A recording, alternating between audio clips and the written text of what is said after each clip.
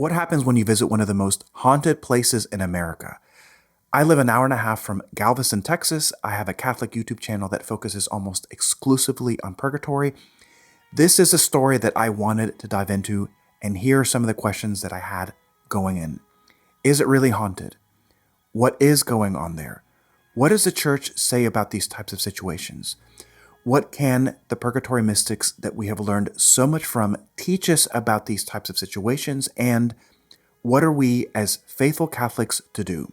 This and more in today's video. If you would like to support this channel in any way, please do so through Buy Me a Coffee. Let's get right into this. First, a little bit of background. Now, this is by no means a complete historical account of everything that happened, just a brief summary. First of all, they were warned. Cuba warned them of the storm that was coming, and one of the chief engineers was also warned, but because of the layout of Galveston, he completely ignored these warnings. He decided not to build a seawall. Just as a point of reference, some years after the 1900 storm, Galveston got hit with a similar storm. They had already built part of the wall, and only 8 people died.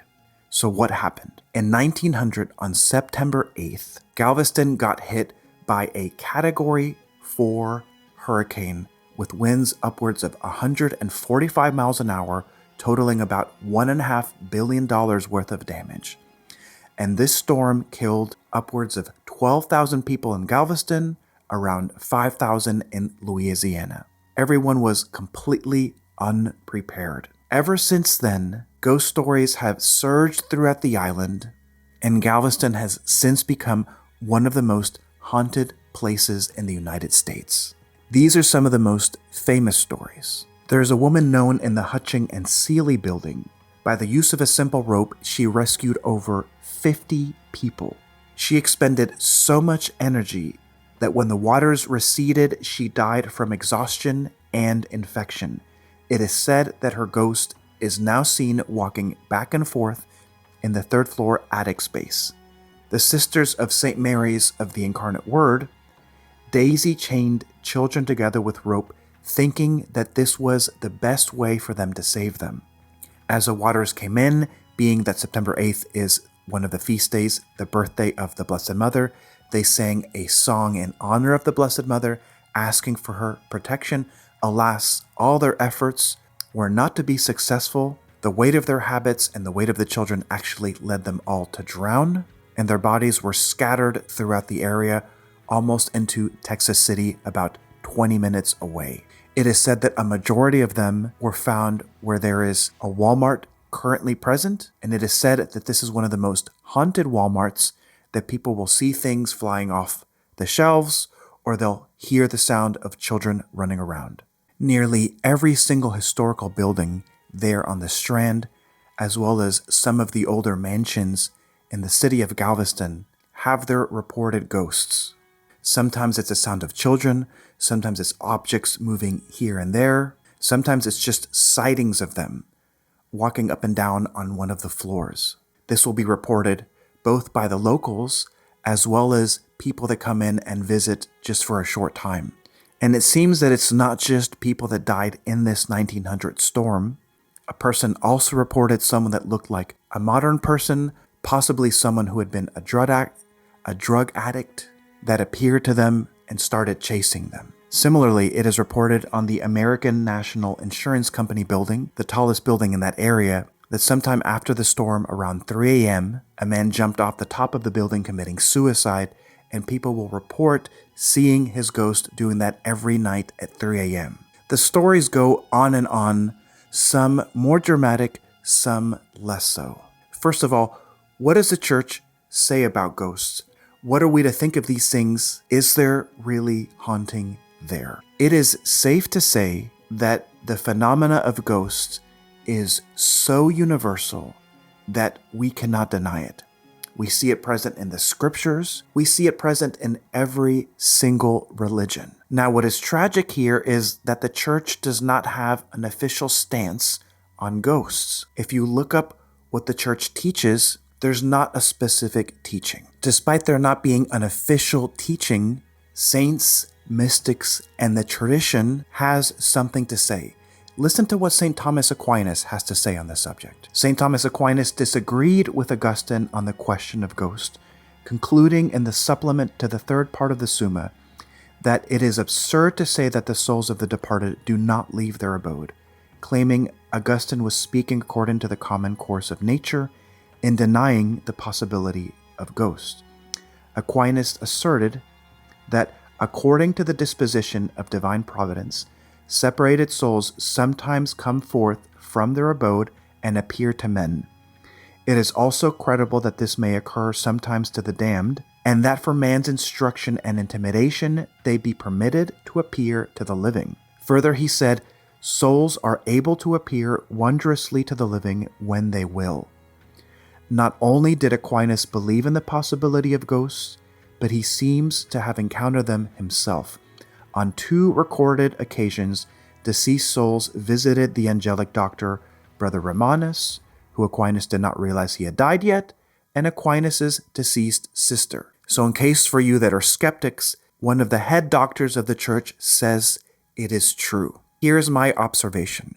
When we were given a historical tour of Galveston, I saw everywhere things having to do with the paranormal, things having to do with the New Age movement. This is what happens when Catholics and the Catholic Church do nothing about these types of things. The Catholic Church and Catholics should be the ones that are most familiar with the spiritual world, not just with the tradition of the church, not just with ancient rites and rituals, but we should know the spiritual world intimately. And it is a tragedy and a scandal to others that we are completely ignorant about these types of things. Let me bring in an analogy here that I think is very useful. My younger brother lives in San Francisco, and San Francisco, everyone knows this, has a tremendous problem with homeless people. And no one wants to make it their problem. The people that are the working poor will say, well, we don't have enough money. We can't help them. The middle class will say, well, we're too busy with our bills.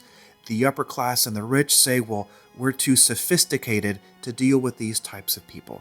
The government just takes all the money and spend it on who knows what instead of having real solutions. And I'm not really sure what the church is doing about it there. Perhaps they say that this is not their expertise, that it belongs to someone else.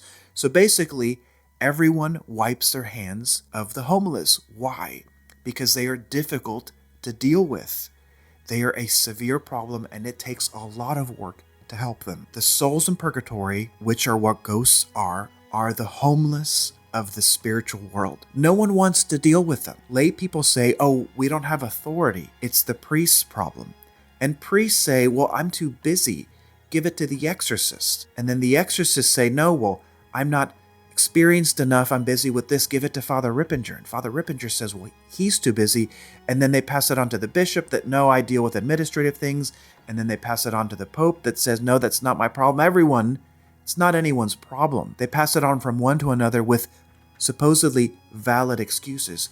So you have a situation in Galveston where there is this empty space and there is this problem of people that are in purgatory, that are appearing to others. No one is doing anything about it. So the New Age movement comes in and they do seances and witchcraft and all these types of things that try to figure out what's going on. But they do it only out of curiosity, not with the intention to help. In regards to Galveston, some time ago, I was able to do an interview that I never posted with a local author with a Christian background. She had had many encounters with ghosts that had appeared to her when she lived in Galveston. Once she was taken care of, I believe it was the Moody Mansion, and she said that ghosts would regularly appear to her. Since Protestants have no framework to understand how to interpret this, this is what she would say. She said that they were all demons. So she would say, in the name of Jesus, I command you to leave, which is not necessarily a bad thing to do, but she did not have the knowledge to go deeper and to really be able to help these people. So is there hauntings really happening there in Galveston? Yes. Here's my opinion on these types of things. If I were to say that there was hauntings happening in my house, how long would that last? maybe a year, not much more than that. There is no way that people go year after year to go on these ghost tours and these other types of things if there's absolutely nothing going on. You can't fake something for that long. Galveston for a long time has had the reputation of hauntings. Now, are these hauntings demonic or are they real souls in purgatory? It's difficult to answer this question, and this is where you really need to bring in someone like Eugenie von der Leyen with her book, My Conversation with the Poor Souls. That book, I believe, is the best answer to what ghosts are, what it's like to deal with them, and what are we to do as Catholics. I did a series of videos on this. I won't repeat much of that, but I will put some links to them in the description. Let me first bring a metaphor. If someone has an addiction to drugs and they come to confession and sincerely confess this addiction and they sincerely ask for healing and repentance, they will be forgiven. But the effects of the addiction and the addiction itself will still remain in them, and they have to do the difficult work of getting rid of it. This is exactly the same with the souls in purgatory. Just because they die in the grace of God does not mean that all that evil that they committed during their life leaves them. It's not magic, and that's what she experienced when she would encounter different souls in purgatory. She would see in them the sin that was still encrusted onto them, the effects of that evil. One of the most poignant examples is this man that appeared to her as a monkey covered with maggots. It was absolutely disgusting, and that represented the types of sin that he was committing during his life. The more that she prayed for him, the more he started looking more and more human, to where he was eventually able to enter heaven. Anyone who would be ignorant would first say, hey, that's a demon. It wasn't a demon. It sure looked like one. And some of the other souls in purgatory will behave like demons. They'll be erratic and running around. They display lots of anger. They would harass her. Behavior that we would attribute to demons. They, in fact, were not. These were people, for instance, that sinned through anger, through impatience. These were their personalities that they had during their life that were not yet purified. The more you read that book, the more you come to understand that she had an almost scientific understanding. When she would encounter these ghosts, she'd be able to understand from their behavior the types of sins that they had and the best ways to atone for them, to deliver them from purgatory. And that was never easy. So what's the invitation with a situation like what we have here in Galveston, or wherever it is that you live where there are hauntings? As Catholics, first of all, we should not be afraid. Second of all, we should go there and deal with the problem no matter what it is. Because whether it's demonic or it's a soul in purgatory, prayer and penance and holy water and blessed salt has power to bring deliverance there. Either if it's a demon or if it's a soul in purgatory that seems like it's a demon. We cannot keep putting off the homeless of the spiritual world onto someone else. It needs to be our problem that we deal with. Imagine these souls from that 1900 storm that 125 years later, they are still there asking for help in whatever way that they ask, by knocking on things, turning things on, turning things off, doing this, doing that, doing these little signs as if to say, somebody, listen to me, please help me, have a mass offered for me.